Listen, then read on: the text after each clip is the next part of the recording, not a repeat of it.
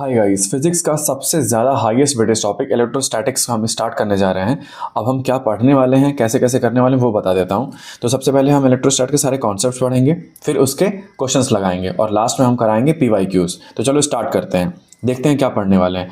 तो इलेक्ट्रोस्टैट में सबसे पहले कूलॉम्स लॉ पढ़ेंगे, ठीक। उसके बाद इलेक्ट्रिक फील्ड इंटेंसिटी निकालना सीखेंगे और फील्ड लाइंस के बारे में जानेंगे, ठीक है। फिर गॉस लॉ और उसके एप्लीकेशन करेंगे और गॉस लॉ से बहुत सारी इलेक्ट्रिक फील्ड निकालेंगे। किसकी किसकी फील्ड निकालेंगे? इलेक्ट्रिक फील्ड लाइन चार्जेस के निकालेंगे, ठीक। चार्ज रिंग के निकालेंगे, चार्ज डिस्क के निकालेंगे और हॉलो एंड सॉलिड स्फीयर के निकालेंगे, ठीक है। उसके बाद हम पढ़ेंगे पोटेंशियल, पोटेंशियल क्या होता है और इलेक्ट्रिक फील्ड से कैसे पोटेंशियल डिराइव हुआ है।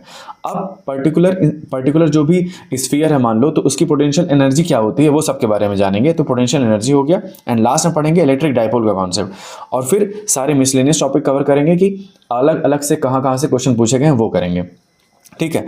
तो हम हर पर्टिकुलर टॉपिक में कुछ क्वेश्चन सॉल्व करेंगे एंड दबा के PYQ सॉल्व करने वाले हैं। तो चलो स्टार्ट करते हैं कुलॉम्स लॉ के।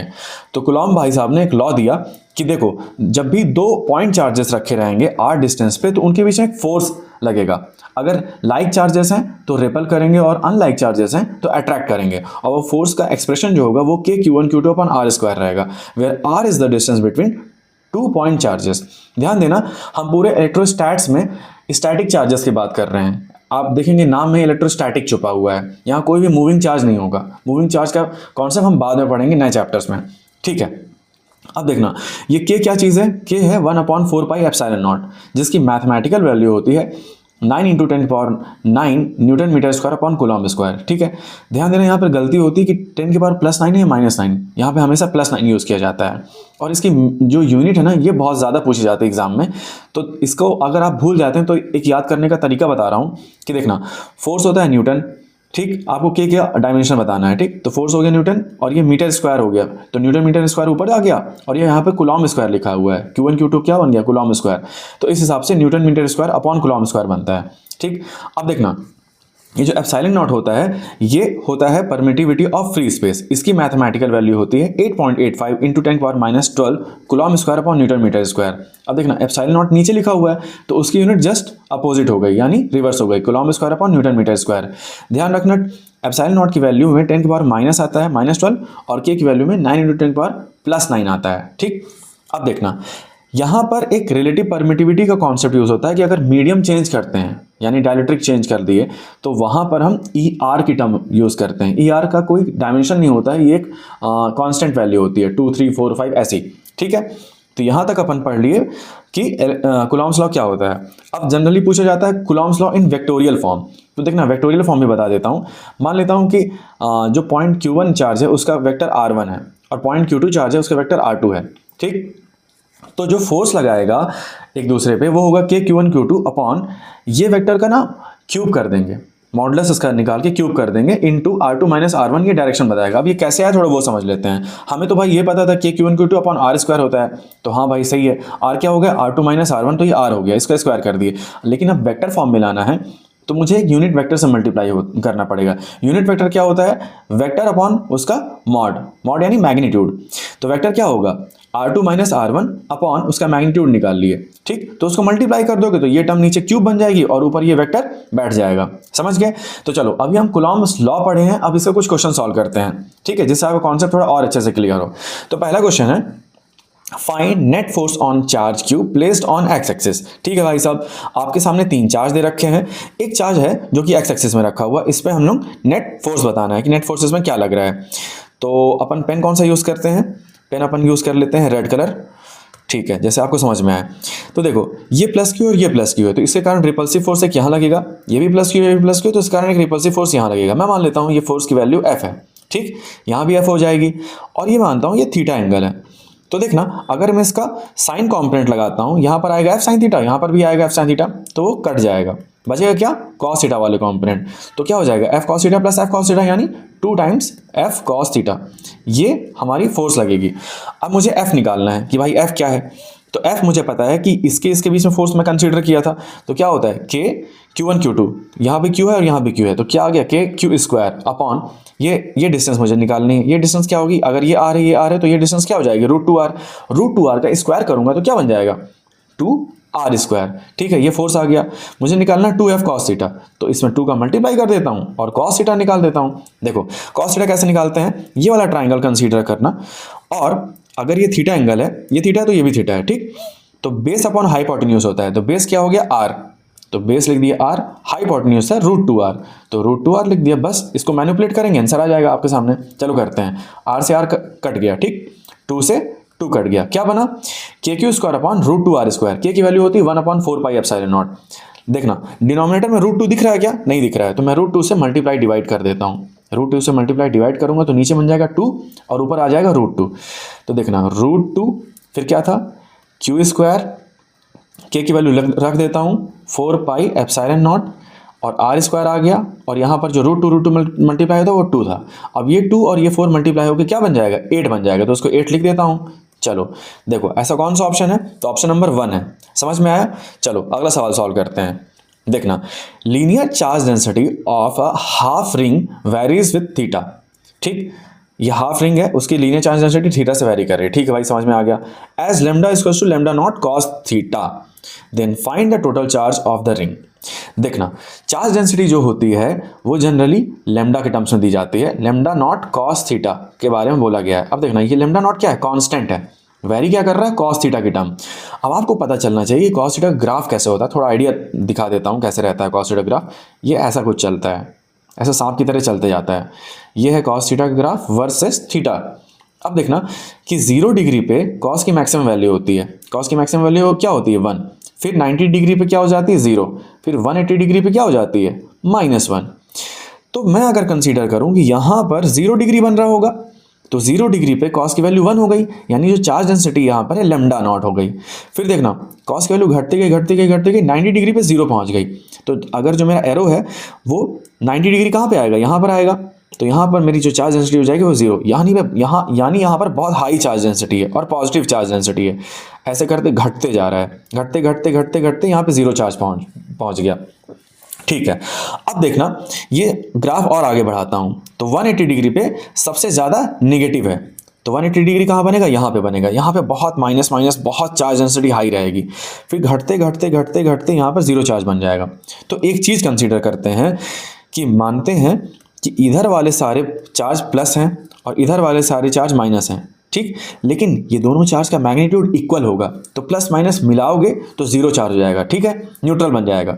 तो टोटल चार्ज आपसे पूछा था, तो टोटल चार्ज आंसर 2 आ गया, 0 चार्ज। चलो अगला सवाल करते हैं।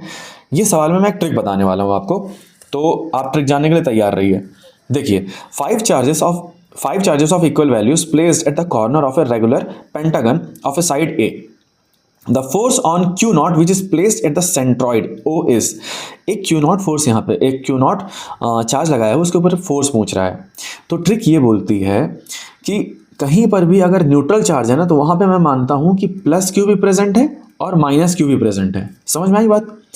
अब देखना यहाँ पर मैं ये चीज़ यूज़ करूँगा, लेकिन उसके पहले भी एक कॉन्सेप्ट बताने जा रहा हूँ कि अगर कोई भी रेगुलर फिगर है लाइक ट्राइंगल या फिर स्क्वायर या फिर पेंटागन, उसे कॉर्नर में कुछ भी चार्ज लगा देंगे ना, तो उसके सेंटर में उसकी फील्ड 0 होगी। या आप हेक्सागन भी कंसीडर कर लो, ऐसा कोई भी रेगुलर फिगर कंसीडर कर लेना, उसके सेंटर में ना इलेक्ट्रिक फील्ड 0 रहेगी अगर आप उसके कॉर्नर में सिमिलर चार्जेस बैठाए हो। लेकिन यहाँ पर क्या चीज़ है, सिमिलर चार्जेस नहीं बैठे, यहाँ पर एक -Q है, समझ गए।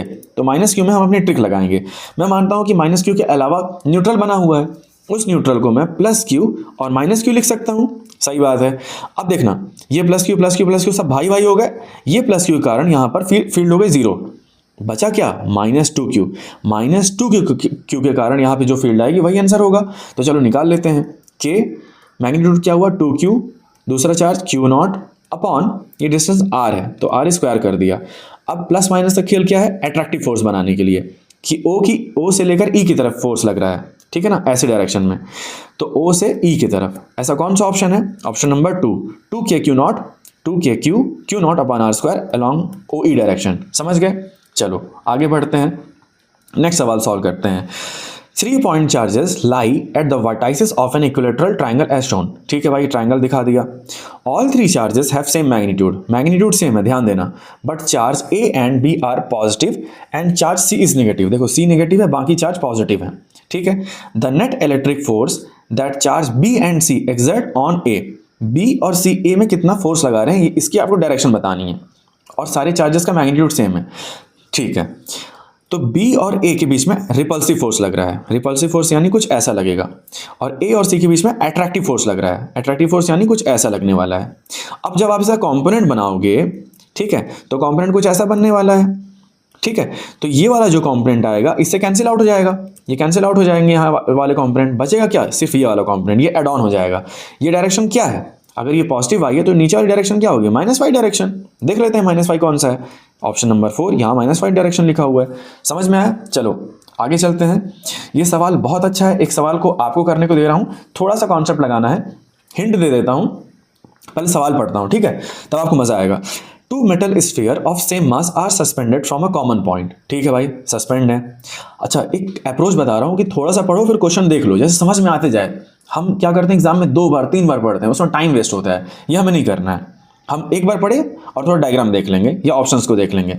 चलो, the length of each string is same, सारी स्ट्रिंग सेम है, सही बात है। The spheres are given electric charges +q on one and +2q on other, ठीक है, +q एक दिया, +2q दूसरे को दे दिया। Which of the following diagram best shows the resulting position of spheres, ठीक है। आपको 4 ऑप्शन दिया हुआ है, बेस्ट पोजीशन बतानी है। तो इसकी 2 हिंट दे रहा हूं कि अगर मास सेम है भाई तो mg फोर्स लगेगा दोनों में, ठीक है। सेम मास यहाँ पे बोला था, इसको अंडरलाइन कर लेना। अब आपको ध्यान देना है कि चार्जेस अगर +q है और एक का +2q है, तो लेकिन फोर्स दोनों में सेम लगेगा।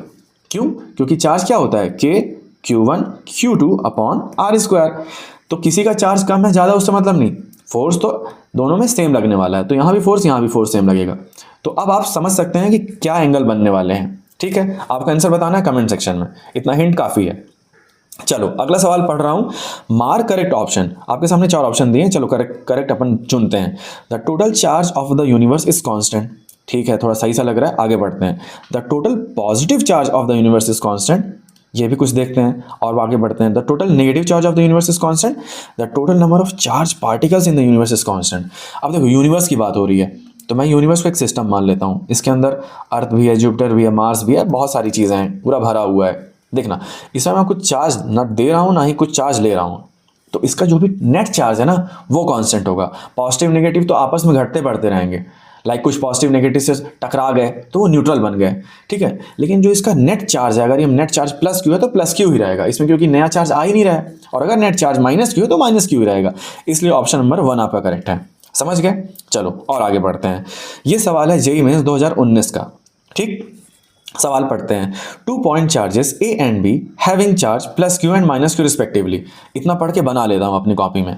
ये आपको ऐसा सवाल अपने दिमाग में या वहाँ पर एग्जाम में सॉल्व करना है इसी तरीके से। उसके बीच की डिस्टेंस मैंने बना ली, एक पॉइंट चार्ज है A, एक पॉइंट चार्ज है B, उसका मैग्नीट्यूड बना लेता हूँ, एक का +q है और एक का -q है, ठीक है। आगे पढ़ते हैं।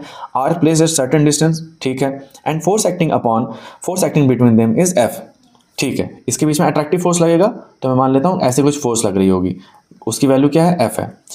If 25% charge of A is transfer to B, then force between the charge becomes. अच्छा, तो पहले मैं फोर्स निकाल लेता हूँ, क्या होगा force, K q² upon r², ठीक है।